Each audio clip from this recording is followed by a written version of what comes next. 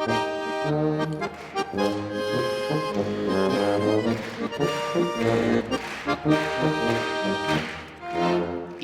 der Stadt, da schneinst die Hut, zwängst der Modige.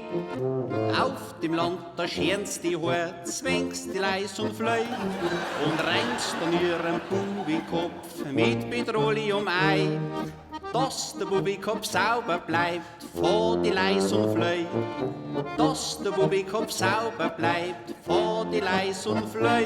Ja, so ein Bubikopf, der steht in gut. So ein Bubikopf, da brauchst kein Hut. So eine Frisur, der ist so schön. Mit so einem Bubikopf kannst das sich gehen.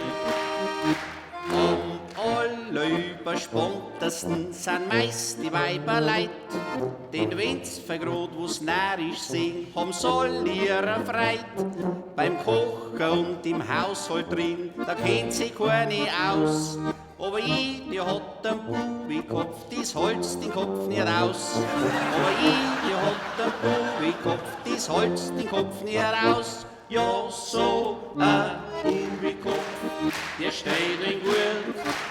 So ein Bubikopf, da brauchst du keinen Hut. So eine Frisur, der ist so schön. Mit so einem Bubikopf kannst das sich gehen. Mei Alt ist die allerschönst, vom Kochen nix versteht's. Obwohl sie sind alt geht's drum, aber mit der Mode geht's. Doch Nalli ist in Stad eingefahren und weiss, ich kann nach Haus. Ja, der haut die Matze am Bubikopf, das holzt den Kopf nicht aus. Ja, der haut die Matze am Bubikopf, das holzt den Kopf nicht aus. Ja, so ein Bubikopf, der steht in gut. So ein Bubikopf, da brauchst du keinen Hut. So eine Frisur, der ist so schön.